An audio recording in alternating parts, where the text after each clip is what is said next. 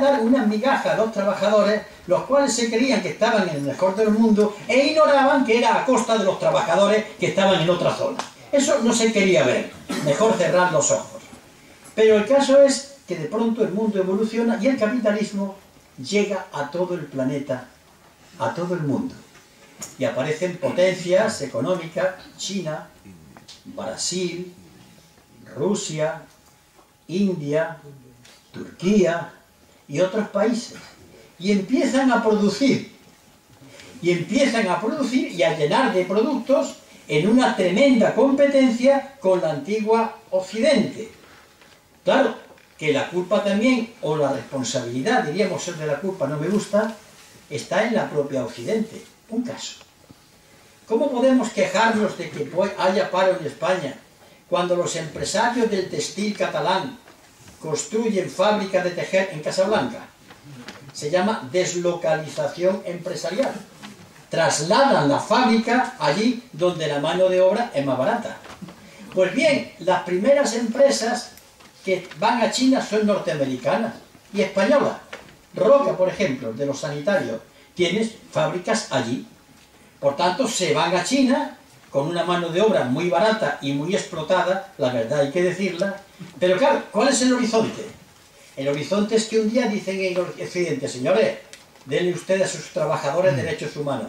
¡Qué misericordiosos! No. Es que saben que el precio de producción del coste en China es más barato y por tanto que le den los derechos a los chinos para que los productos puedan ser competitivos. Y si no puede ser, entonces nosotros tenemos que hacerlo más barato. En esta especie de competición, de competitividad para vender más barato. Bueno, así va el sistema. Pero de pronto estos países van a generar una clase media importante. Dentro de 10, 12 años habrá 800 millones de personas en el mundo, de estos países que estoy diciendo, que tendrán un ingreso medio anual de 25, 26.000, 30.000 euros al año. Es una clase media. Calcular lo que pueden significar pues 2.000 euros, 2.000 y pico euros en España. Una clase media que de pronto dice que ellos también quieren tener un coche o dos, o no tienen derecho. Que ellos también quieren. Y entonces producen más barato, producen paro, pero no porque sean pérfidos, es el sistema en las propias metrópolis y se encuentran con ese tremendo problema. Pero hay otro más. De pronto nos encontramos que somos 7.000 millones de habitantes del planeta Tierra. Pero acerquémonos un momento. Alemania y Sudán, Etiopía, perdón, tienen casi la misma población. 70 y tantos millones de habitantes. Dentro de 20 años, Alemania tendrá 40 y tantos y Etiopía 170. Y todos con menos de 35 años. ¿Quién para eso? ¿Quién para eso? ¿Que los bombardeamos? Sí. Sí, ahí está. La guerra ha sido siempre una salida económica por parte del poderoso. Lo que ocurre es que incluso la guerra en estos momentos tiene una dificultad. La guerra era posible cuando se utilizaba el fuego normal, pero ahora hay una cosa que se llama bomba atómica, que tienen tal poder destructivo que ya esa salida es puñetera. Tengo el riesgo de aquel que yo golpee me dé otro guantazo y entonces mis metrópolis, mis ciudades, que nunca se han visto bombardeadas, pueden ser bombardeadas. Y comienza esa contradanza de cómo voy entrando, cómo voy apartando libertades, cómo voy en ayuda de los libios matando a su jefe de Estado, es por el petróleo, pero qué buenos somos que invadimos Libia, una operación espantosa, criminal, suicida y miserable, pero nosotros hay que ver qué malo era el Gaddafi, que hasta hace poco tiempo le daba dinero a Sarkozy, llegaba a España y le ha recibido en la jaima que se había montado.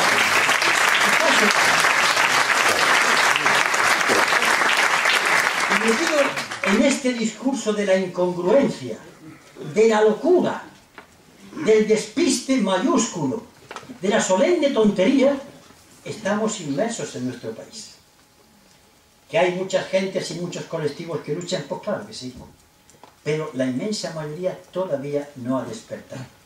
Y mi pregunta es, ¿hasta cuándo? Porque, ¿en qué consiste despertar? Mañana salir a la calle de manera incontrolada, romper un escaparate y demás. La policía lo averigua en un santiamén. Tomar la calle no es eso. Tomar la calle es salir a la calle, pero con ideas en la cabeza. Con ideas que se empiezan a discutir a ras de tierra. Y después pondré el ejemplo, la propuesta. Con ideas que la gente asume. Con ideas que van de boca a oreja. Que corren y que, como corren las noticias en Internet. Como corren las noticias en el Twitter, en el Facebook. Es decir, van creando una especie de relación de conciencia social, de compartición de datos que crea una malla que facilita esa lucha. Porque si alguien piensa que un político o que un partido político a palo seco va a resolver la crisis, no es así. No tiene solución. Si alguien piensa que un economista brillante nos llega a la pizarra y nos hace unas fórmulas magistrales, esta es la solución de la crisis, no hay solución. ¿Y por qué digo que no hay solución? Muy fácil. En los meses de mayo y junio, la banca española tiene que devolver 200.000 millones de euros. ¿A quién? Al Banco Central Europeo, a los bancos alemanes, porque cuando la gente iba a España a pedir un préstamo, cuando el ladrillo, los bancos españoles no tenían tanto dinero para prestar, se lo pedían a otros bancos. Esto es una especie de rueda infernal, y no tiene dinero, y si no tiene dinero para devolverlo, le dan una paña o cerramos el kiosco. Pero hay más. Nuestro país en estos momentos debe 3 billones de euros. He dicho B, de burro. 3 billones. ¿Y de dónde salen estos 3 billones? Pues vamos a desmontar otra mentira que circula. Quien menos debe es el Estado. Resulta que el Estado, que tiene 3 administraciones, la central, vamos, la que dirige don Mariano Rajoy, las comunidades autónomas y los ayuntamientos, que es la local, deben. Pero ¿saben ustedes quién más debe? Las familias, la banca y las empresas. Sin embargo, toda la deuda es a los ayuntamientos. El último informe del gobierno cara a los españoles dice: el déficit ha aumentado por culpa de las autonomías. Puede ser verdad. Pero cuando uno pilla el documento y se lo facilitan como a mí me lo dieron el otro día en Bilbao, el compañero Joaquín Arriola, economista de prestigio, toma, que no he sacado, no me dijo, empiezo a estudiar, me encuentro que el mismo gobierno que le dice a los españoles que el déficit es por culpa de las autonomías, le dice a Europa que la culpa es que no ha tenido ingresos. Un doble discurso. Para España la culpa son de las autonomías, para Europa la culpa es que ha bajado la actividad económica, claro. Si baja la actividad económica porque hay gente con más paro que no compra y más parado, automáticamente los ingresos del Estado se reducen. Y ese es el déficit. No le echan la culpa a la autonomía. ¿Pero por qué le echan la culpa a la autonomía? El capote para investir. Y se investe. Yo no digo que en la autonomía hay que arreglar muchas cosas. Soy el primero. Austeridad, rigor, capacidad. Las elecciones las justas, no demasiadas, justas. ¿Y qué ocurre con eso? Que alguien tiene que llevarse la responsabilidad. Y como hay un sentimiento cultivado sobre las autonomías o sobre los ayuntamientos que también tienen que purgar muchas cosas, automáticamente la gente entra en el trapo. Pero el informe que da el gobierno a la Unión Europea dice otra cosa distinta. Tenemos más déficit porque no tenemos ingresos. Esta se calla a la opinión pública. No lo tengo aquí, pero me traje incluso la nota del internet donde podía entrar a verlo. Son 300 y pico páginas que conviene leer, si no en un día en 20. Porque vean ustedes cuál es el lenguaje del gobierno cara a Europa y lo distinto que es el lenguaje del gobierno cara a la opinión pública. Pues bien, ante esta deuda inmensa de 3 billones de euros, no se pueden pagar, ni hoy, ni mañana, ni pasado, ni en el siglo 48.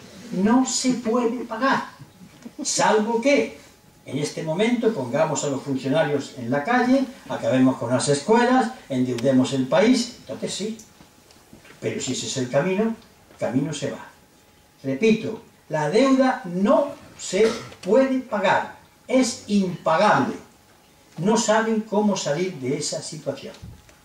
Y en eso estamos. Por eso, el discurso de Hollande diciendo vamos a luchar contra esto da un poco de aire de esperanza, pero cuidado cómo es interpretado en España.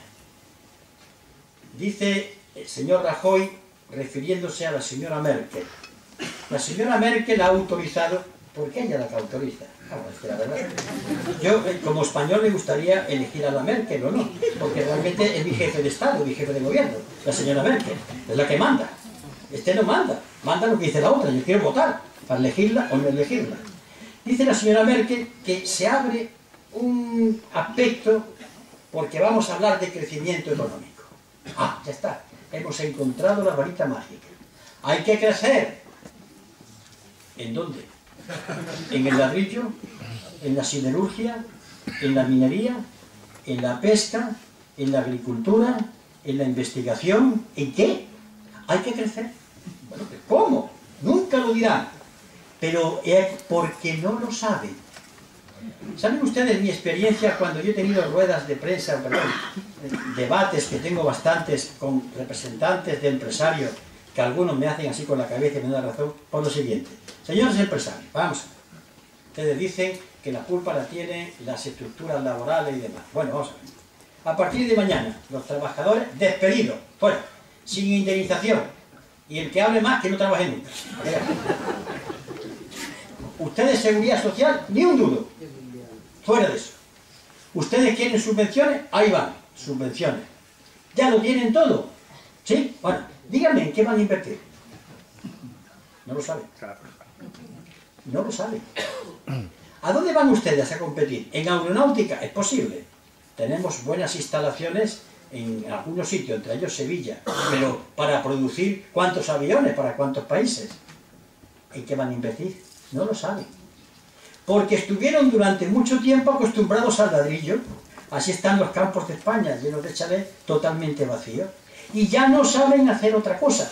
Y si algunos saben hacer otra cosa, porque hay industrias punteras en nuestro país, necesitan un tiempo y necesitan investigación. Y han recortado la investigación. No hay, por tanto, porvenir. Pero claro, mientras yo diga que la culpa la tienen, que los trabajadores tienen un mercado laboral rígido, ya tengo el cordero divino sobre el que deposito los pecados y la gente aplaude porque hemos matado al chivo expiatorio. Y así no hay perspectiva. Pero hay más. Ante esta situación en la que las propias empresas confiesan cuando hablan que no ven perspectiva de intercambio económico, se refugian siempre el mercado laboral, la austeridad, que es una hermosa palabra, la austeridad. Esto está hablando de recortes, cuando la palabra austeridad es otra cosa, que yo me apunto a la palabra austeridad. Estos son recortes que es distinto. Y así van entreteniendo a la población. Un partido de fútbol hoy, un chisme mañana, y el grueso, ese grueso que decide la política de los pueblos, permanece anonadado, asustado, y yo no entiendo. Están en riesgo sus formas de vida. Chamizo, el defensor del pueblo andaluz, que es sacerdote, produjo, lo digo solamente para que asegurar más lo que voy a decir, un informe al Parlamento andaluz, demoledor. Los asilos están viendo que su población de ancianos es sacada y llevada a la familia. Un rapto súbito de amor hacia los abuelos, no. En miles de hogares andaluces, el abuelo y la abuela, su ínfima pensión es el único dinero que entra. Claro, ya está todo explicado. El abuelito ahora lo cuidan lo mismo, como que no. Porque realmente son los 500, 400, 600 euros, 700 euros los únicos que garantizan que hay un ingreso en la casa. Si esta es la perspectiva, ya lo tenemos todo claro. Si el anciano es la perspectiva, adiós juventud. Porque claro, no tenéis futuro.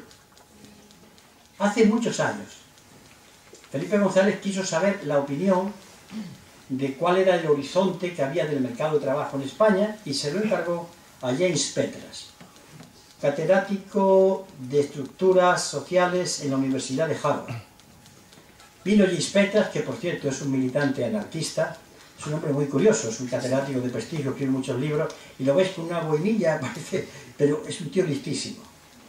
Y se hizo cargo del trabajo, se trajo a todo su equipo de economistas, se instaló entre Madrid y Barcelona, y al cabo de 2 años y pico le planteó en la Moncloa a don Felipe González: toma usted, este es mi estudio.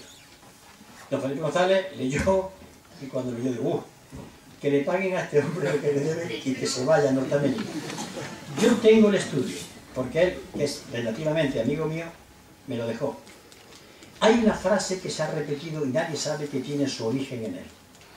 Dice James Petter, que hablando del año 93-94, vamos a estar ya mismo ante la primera generación que va a vivir peor que su padre. Demoledor. Y ya llegó. Ya llegó, ya está aquí. Claro. ¿Y ahora qué habla? Crear empleo. Muy bien. Y yo tengo entonces que afirmar que esto tiene otra visión. Y en esto, con esto que voy a decir, ya termino mi intervención. ¿Cómo enfrentarnos a esto? Yo he descartado que haya un partido político que lo votemos y enseguida ya está resuelto esto y me voy a mi casa. Apañado está Hollande, si de verdad quiere hacer algo, como los franceses se vayan a su casa. Apañado está. No es posible. Un economista no es posible. ¿En manos de quién? Y esto es muy duro. En nuestras manos. ¿Pero cómo en nuestras manos? ¿Qué hago yo? Como me preguntan en los coloquios, ¿yo qué hago?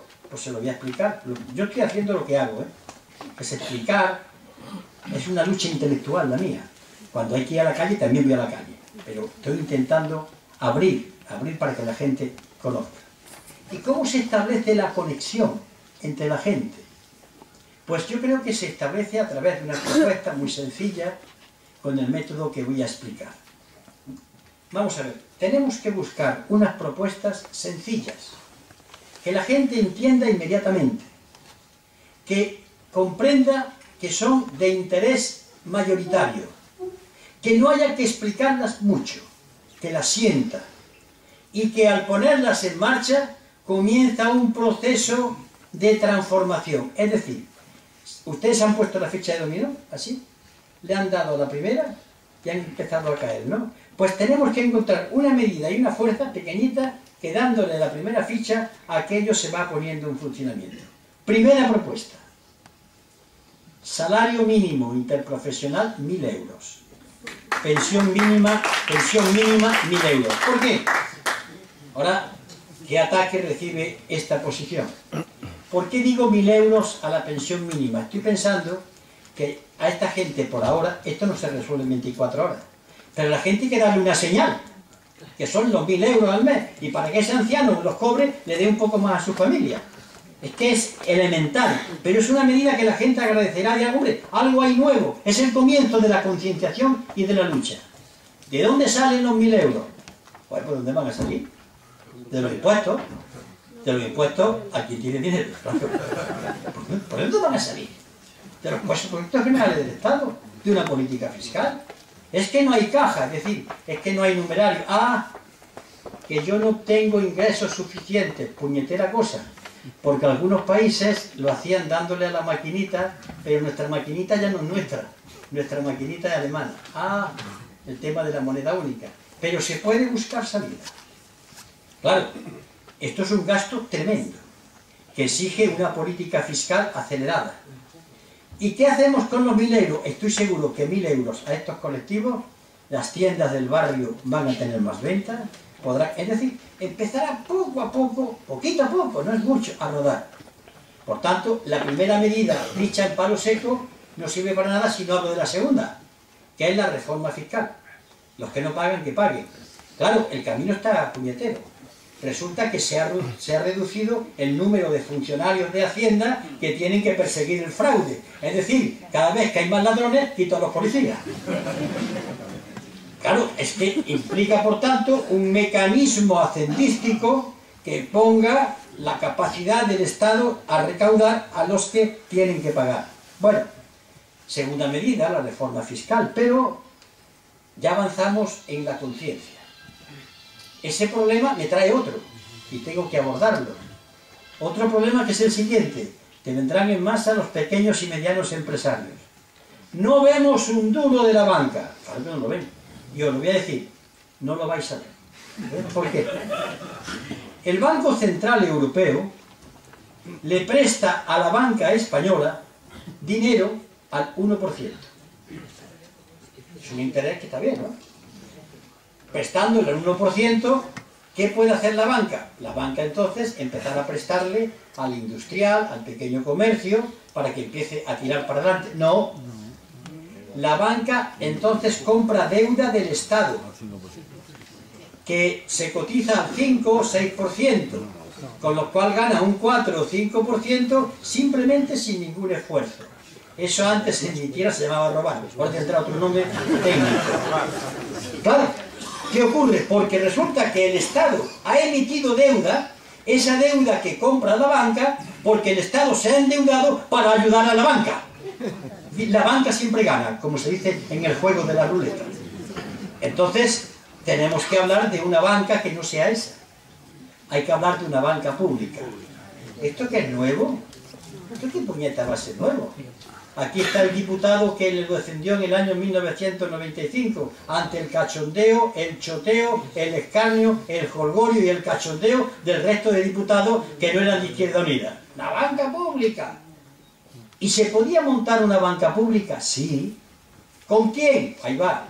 La Corporación Argentaria, que se privatizó, la Caja Postal de Ahorros, el Banco Exterior de España, el Banco de Crédito Local, y así un conjunto de 14 o 15 instituciones, las cajas rurales, que reunidas creaban un banco público, que prestase más barato que la banca privada. Y si esto significa competencia desleal, hay que recordarle, este es el mercado, chiquito, prestamos más barato. Y si eso, siguiente medida, hay un límite, pues queda otra: nacionalizar la banca.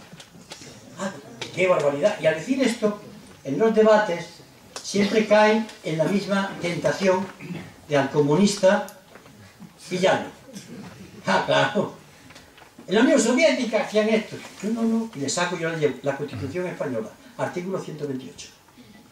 La Constitución Española. Lo que ocurre es que han llegado a tanto nivel de, ¿qué diría yo?, de desafuero, que ya no reconocen ni la Constitución que los parió. Todas las medidas que yo propongo esta noche, todas caben en la Constitución Española. No he traído ninguna medida que estuviese en la Unión Soviética, en la China, en Vietnam, en Cuba, no. Todas con la Constitución en la mano. Pero ya no reconocen ni la Constitución que ellos dicen que están defendiendo. Solamente la defienden al hablar de la corona. El resto ya pasa olímpicamente. Bien, pues nacionalizar la banca. En concreto, repito, artículo 128, pero tenía que decir mejor. Título séptimo de la Constitución. Esta noche echen un vistazo y verán ustedes qué cosas leen en la Constitución Española. Seguramente no se las creen, pues están escritas. Claro, ya tenemos, pero hay más palancas. Como ven, ya voy subiendo. Al tirar de una cosa van cayendo las medidas, las fichas de dominó. Aquí tengo yo que hablar del gas, de la electricidad, del petróleo, de los transportes, ferrocarriles, aviones, barcos. Es decir, tengo que hablar de los sectores estratégicos de la economía, los sectores que crean la infraestructura económica de un país, la riqueza. Eso hay que nacionalizarlo. El gas, el servicio del gas, porque ¿saben ustedes una cosa? Cuando el servicio del gas se privatiza, curioso, se privatiza el momio, lo que daba dinero. El transporte del gas sigue nacionalizado, porque era pérdida. Les voy a contar una anécdota que me pasó a mí como alcalde en Córdoba, que expresa esta filosofía. El transporte en Córdoba nosotros lo municipalizamos, pero es una decisión grave, porque esto cuesta dinero, el transporte público. En aquellos debates en la corporación se me presentan una serie de empresarios que dicen: señor alcalde, venimos a hablar de hacernos cargo del transporte público. A ver, la propuesta era magnífica. Las líneas 7, 8, 20, 14 y 2, esas se privatizan. Y cuando las veo, coño, las que llevan viajeros. Las líneas 3, 4, 5, esas sigue usted con ellas. Pues esto. Me hago cargo yo de lo privatizo lo que da dinero y usted, Estado, se hace cargo de eso que está ahí, a ver cómo se la averigua. Claro, eso tiene que acabar. Y por eso la señora Kirchner, acertada o no, no ha hecho nada del otro mundo. Ha hecho algo que tiene que hacer un gobernante que quiera a su país.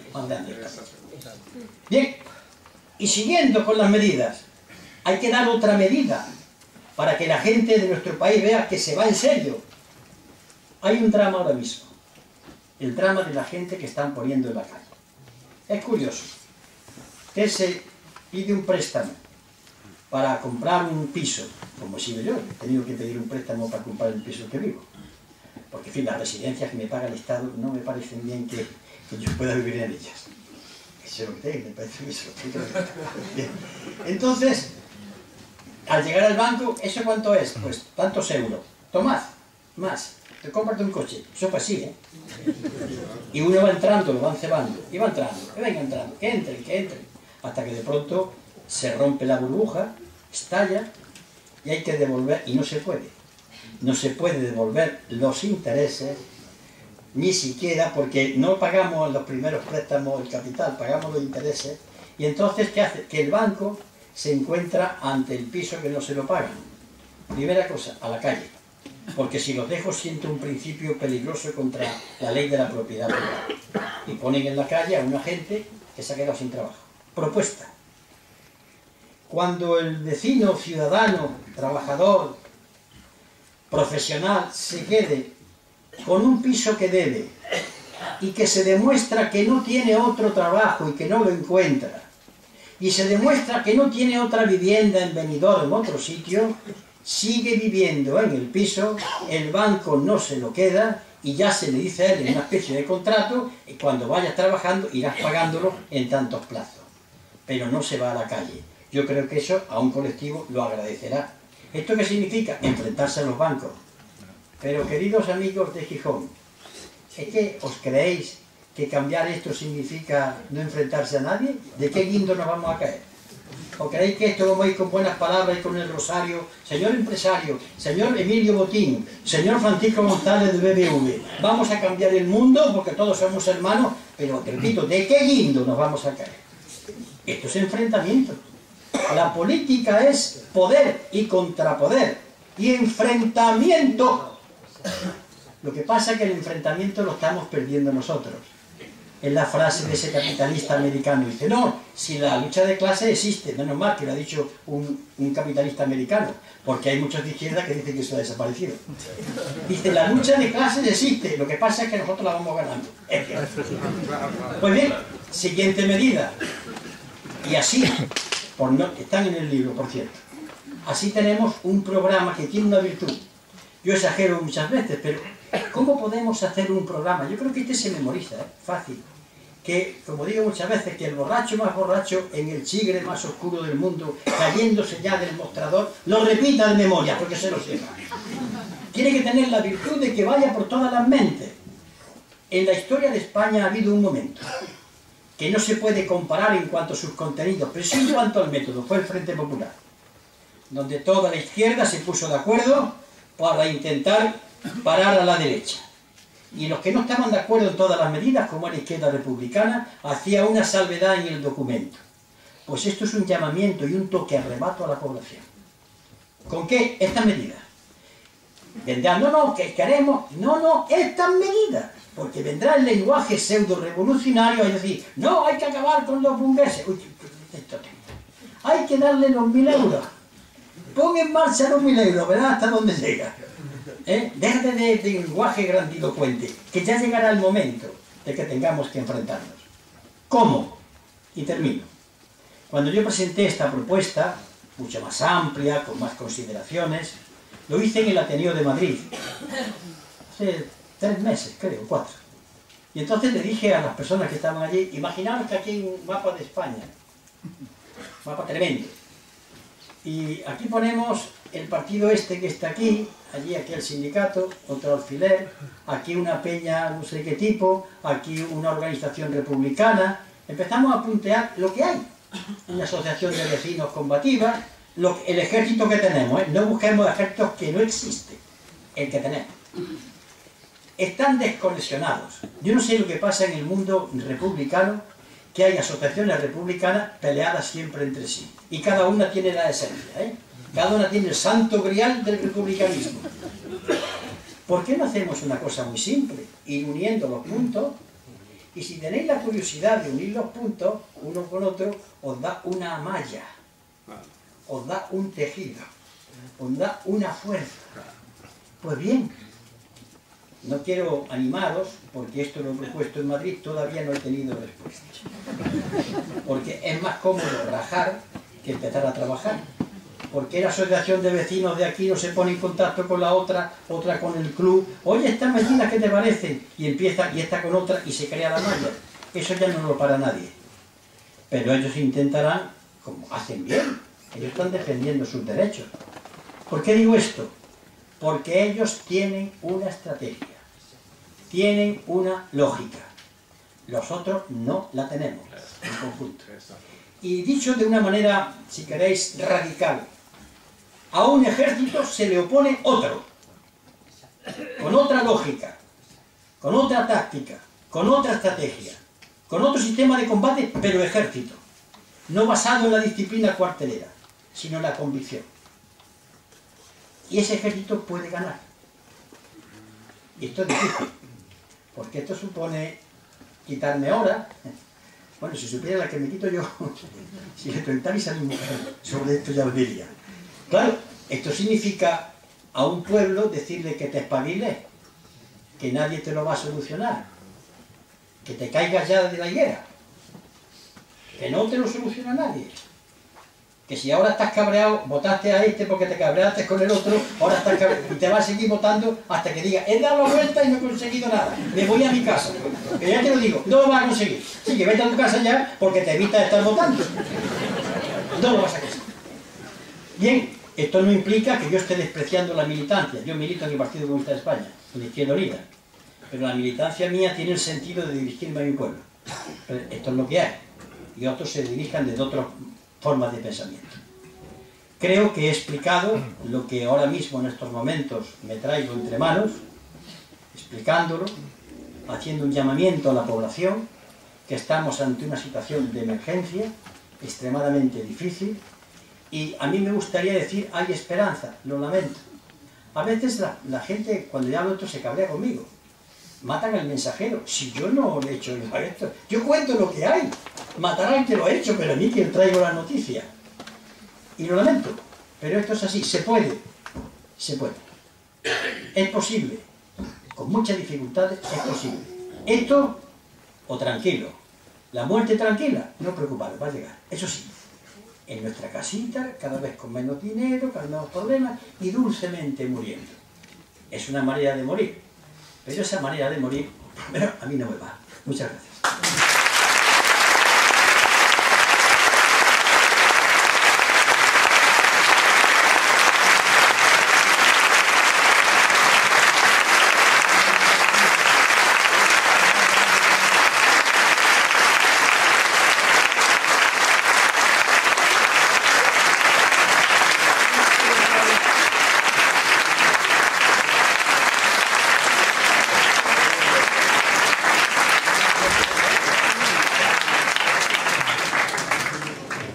Bien, pues vamos a empezar un tiempo de preguntas sobre todo. Vamos a tratar de evitar las intervenciones, sino que sean preguntas concretas, y vamos a hacerlo en bloques de 3, ¿vale? Y vamos a dar un tiempo de unos 15-20 minutos a lo sumo. Entonces, a ver. Aquí. Es para el compañero. Es importante que el resto del público oiga la pregunta, porque si no me oyen a mí contestar, no saben a qué. Sí, sí. Hay que oír la pregunta.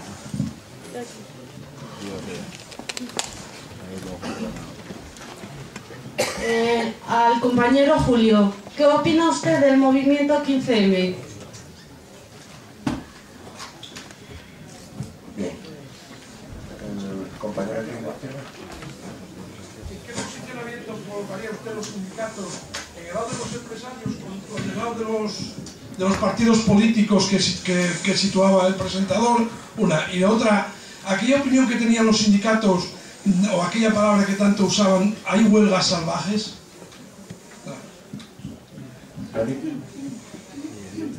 Bueno, yo muy breve. Comenzaba la intervención con el tema de las elecciones griegas. ¿Considera que la ruptura, o un poquitín esa ruptura del bipartidismo en Grecia, bien porque no hay una fuerza de izquierdas que apuntala al otro partido que se llama de izquierdas, como puede pasar, que yo me parece un tema bastante de actualidad con respecto a Andalucía y a Asturias?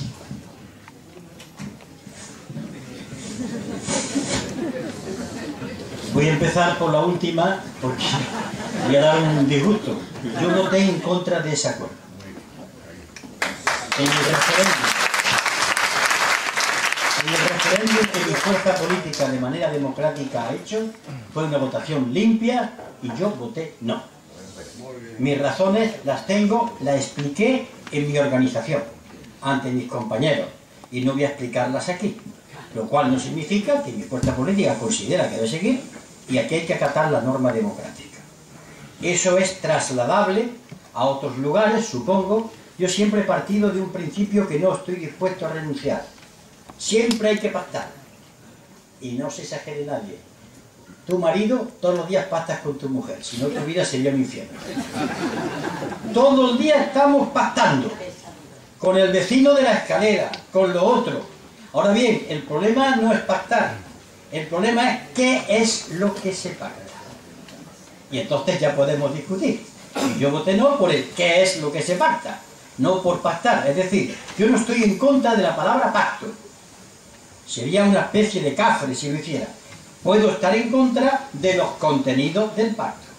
Bien, está aclarado. No conozco la situación de Asturias, me han informado Paco García estos días, que van a gustar de estar en una verbena votando no sé cuánto tiempo.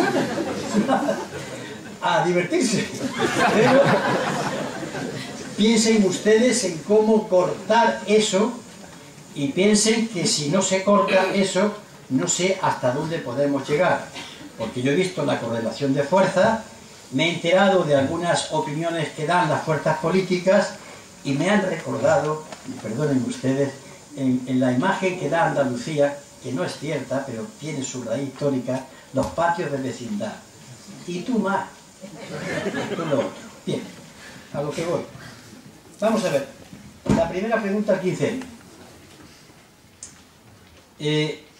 Yo soy del 15M. He participado.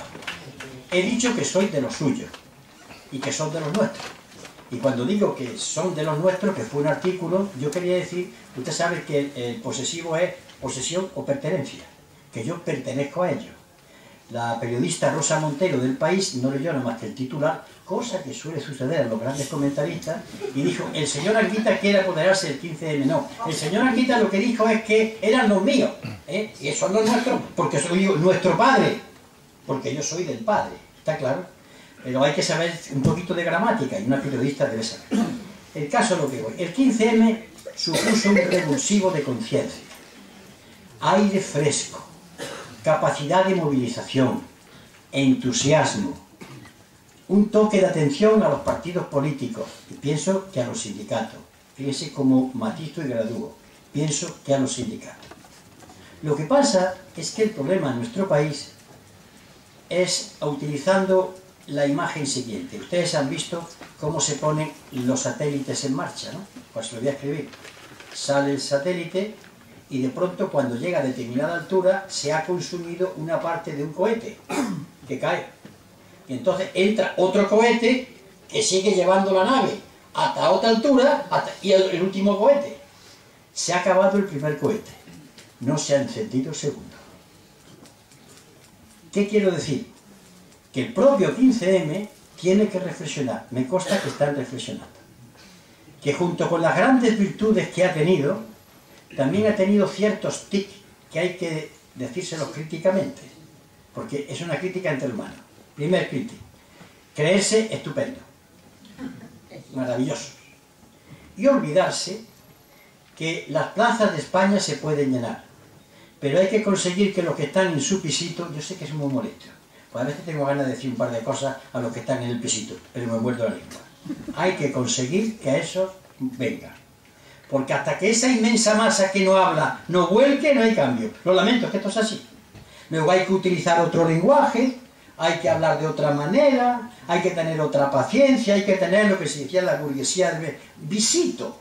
El lenguaje es muy importante, porque si tenemos que aliarnos con alguien que es importante, no le llamemos miserable burgués, sino compañero, a ver si te vas a espabilar un poquito, cariñosamente, pero llamándole miserable burgués, dices tú, ¡ay, tu padre! El lenguaje, la persuasión, el método, porque ocurre que estamos en una filosofía que cree que cuanto más duro soy con las palabras, soy más revolucionario. ¡Qué error!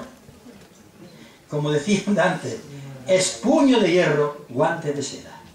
Suave en las palabras, fuerte en los hechos. Pero no solamente eso, sino ha habido algún que otro error. Cuando yo he salido de la toma de posesión del nuevo alcalde, me invitan cada vez que hay un alcalde en Córdoba, vamos los antiguos alcaldes, y a mí se me ha dicho, no directamente a mí, no nos representan, no podéis decir eso. No, o no hay pan para tantos chorizos, porque allá hay hombres y mujeres que no son chorizos. Estáis ofendiendo. Ponerle el nombre a los chorizos. No a ese concejal, a esa concejala, que os consta que, atención, porque si os ponéis así, os podemos decir, ¿y tú en qué elección has sido elegido? Entonces, esta crítica de hermano, de militante, para pasar a la segunda fase del cohete. La segunda fase, o el segundo cohete, es buscar las maneras de intervenir más políticamente. Y esto, me apresuro a corregir. En absoluto pienso que deban transformarse en un partido político. No. Quiero decir que ellos, cuando ocuparon la Puerta del Sol, tienen que reconocer que hicieron un acto político. Eso se llama hacer política. Porque hacer política no es apuntarse en un partido político, sino intervenir en la vida de los ciudadanos y que lo asuman y hagan la política de otra manera. Desde luego, hagan lo que hagan y están en ese camino, yo estaré con ellos porque me siento parte integrante. Pero están ante un debate interno. Vamos a ver de los sindicatos. Aquí hay tela. Seguramente cuando se habla de los sindicatos que yo conozca por lo menos hay 7 o 8. Están los dos mayoritarios, está CGT, está CDT, está USO y otros más. Pero cuando se habla de los sindicatos, yo no sé, siempre se habla de comisiones y UGT, ¿no? Eso. ¿Sabía? Pero hay más sindicatos, tengámoslos presentes, que hay más sindicatos que estos dos. Pero la pregunta va por ellos, seguramente. Vamos a ver. Al lado...